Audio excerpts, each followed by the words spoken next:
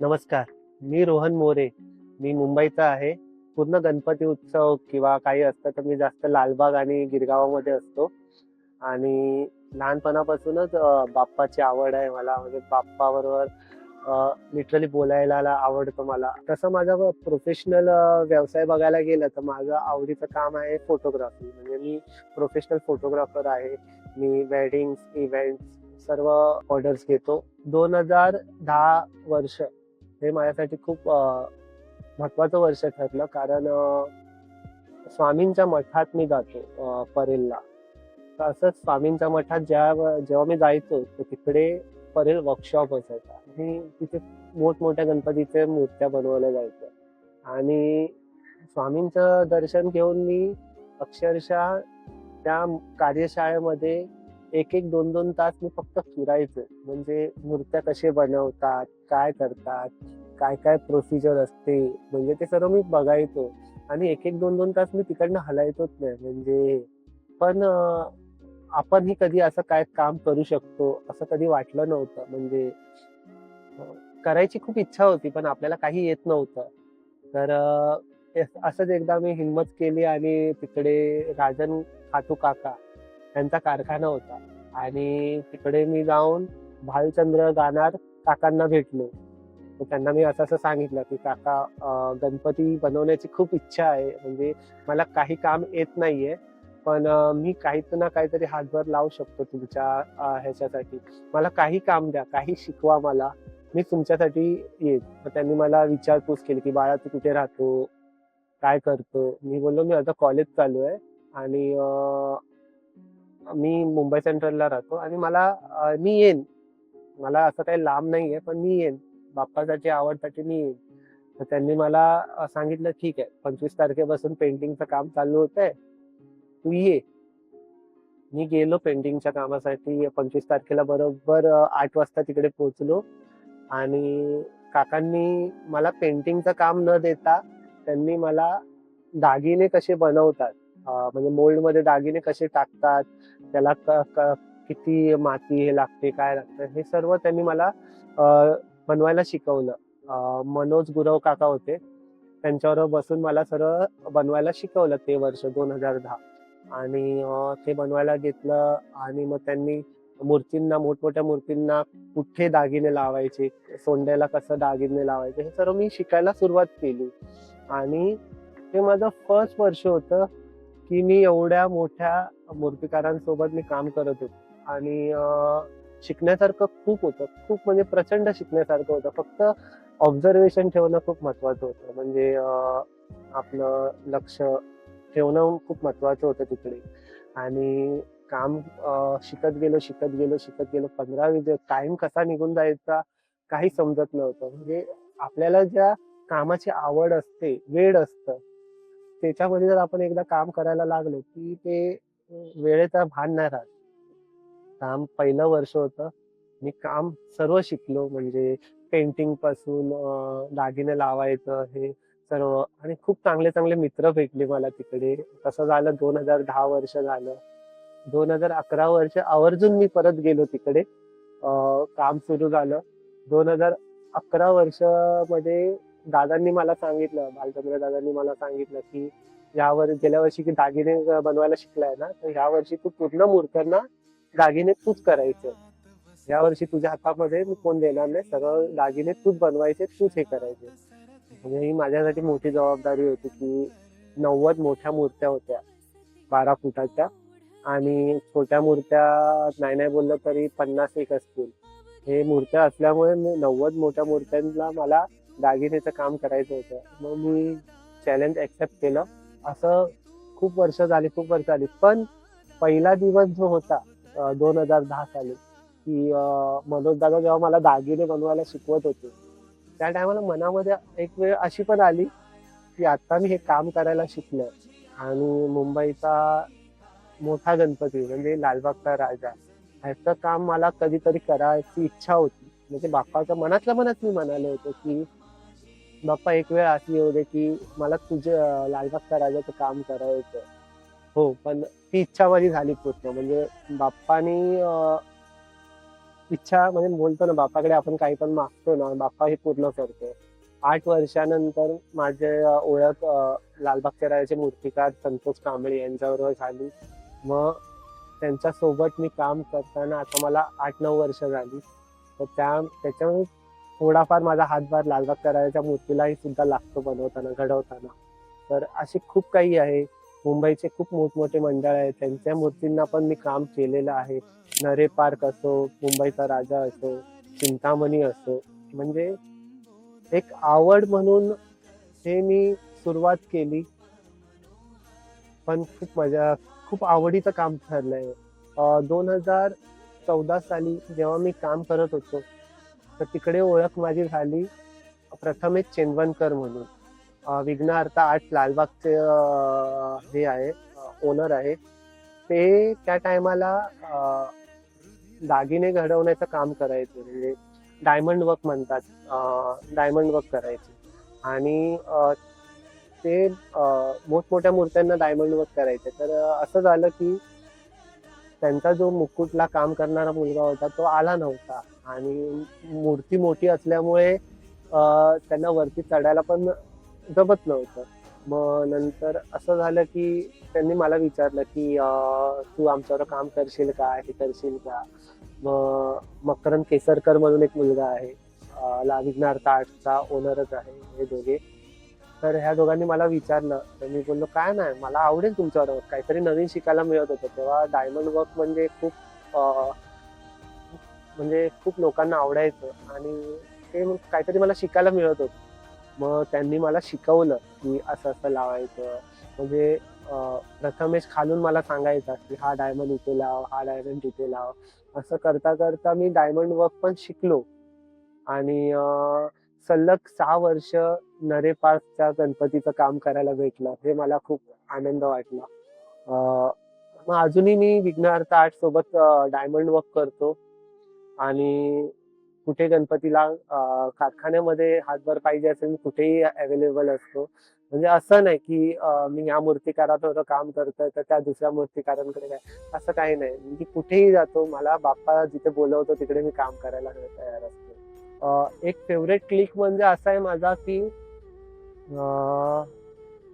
2018 सालातला आहे, की under water जेव्हा बाप्पा छोटी मूर्ती होती आणि गणपती बाप्पा विसर्जन करत होते, आणि मी गोप्रो कॅमेरा तेव्हा यूज करत होतो.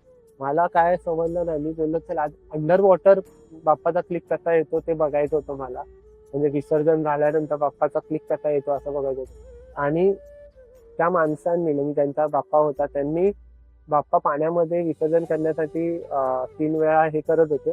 त्याच टायमाला मी माझा गोप्रो खाली पाण्यामध्ये सोडला आणि क्लिक केले, आणि तो इतका क्लिक प्रतिम आला, एवढा अप्रतिम आला की तो क्लिक इव्हन पुण्याच्या एक्झिबिशनला लागला होता, आणि बेस्ट व्ह्यूअर्स चॉईस म्हणून तो फोटोला जास्त व्ह्यूज मिळाले होते. आणि अजूनही तो माझा बेस्ट क्लिक आहे.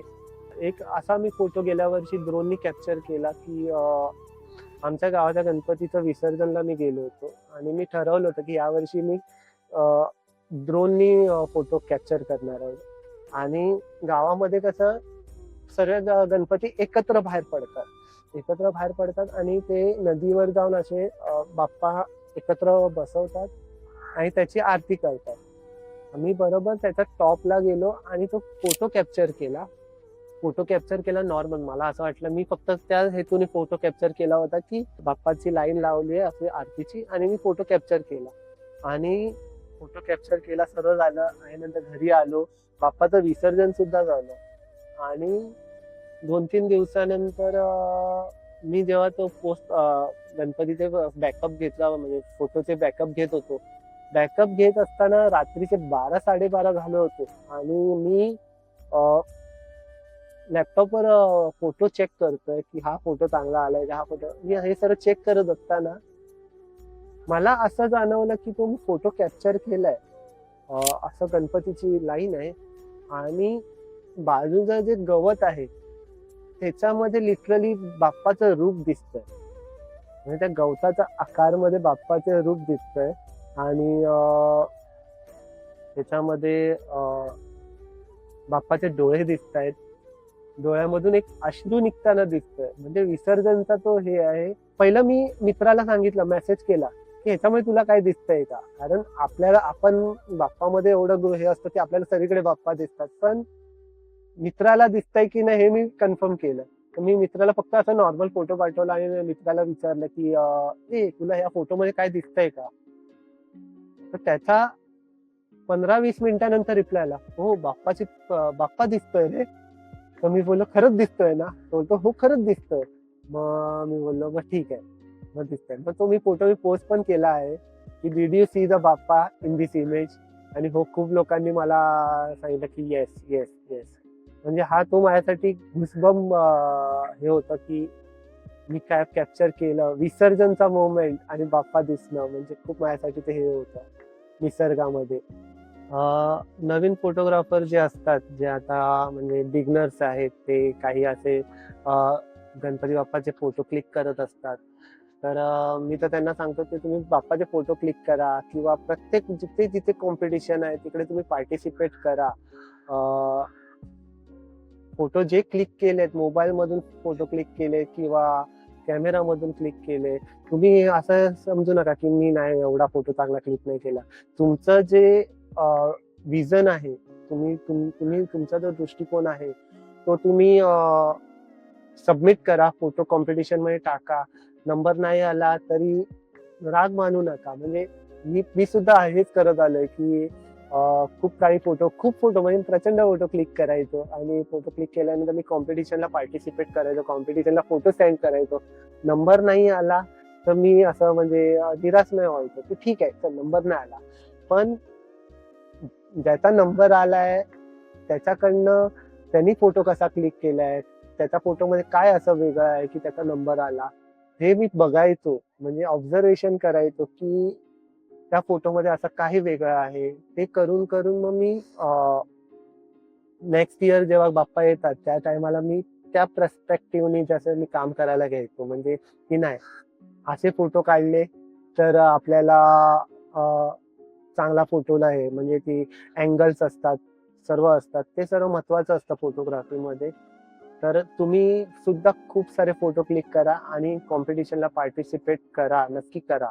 आणि प्राइजची अपेक्षा करू नका. आम्ही जेव्हा गणपतीची कामं करत असतो दिवस रात्र आणि मोस्ट ऑफ म्हणजे मी फोटोग्राफी सांभाळून जेव्हा मी कारखान्यात संध्याकाळचा जातो, तर आम्ही रात्रभर असे कामं करत असतो. पण त्या टायमाला भूक लागत नाही. म्हणजे खरं सांगायला गेलं तर आम्हाला एकदा काम सुरुवात केली की भूक नाहीच लागत. म्हणजे जोपर्यंत आपण काम संपत नाही तोपर्यंत आपण म्हणजे भुकेचं काही हे नसायचं आम्हाला. जे आहे ते खायचं, काम करायचं. आणि तसं मी एकदा म्हटलं पण होतं की 11 दिवस बाप्पा तुमच्याकडे येतो, पण आमच्यासाठी बाप्पा 3 महिन्यापासून आमच्या कारखान्यात असतो.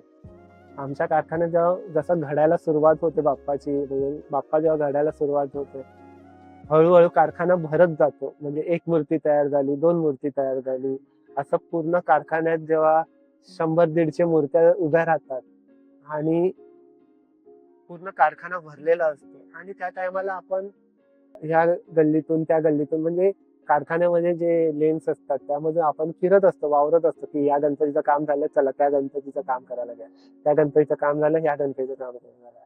तर असं करताना आपण आहे ना, कधी कधी आपण बाप्पाशी असं बोलतो, थांबा तुमच्याकडे नंतर येतो, पहिलं ह्या बाप्पाचं काम करतो, तुमच्याकडे नंतर येतो, पहिलं ह्या बाप्पाचं काम करतो. म्हणजे इतकं बॉन्ड होतं आमचं बाप्पांबरोबर, मूर्त्यांबरोबर. म्हणजे लिटरली आम्ही बाप्पांशी बोलतो की बाप्पा थांब, मी पहिलं हे काम करून घेतो मग तुझ्याकडे येतो, हे काम करून घेतो ते.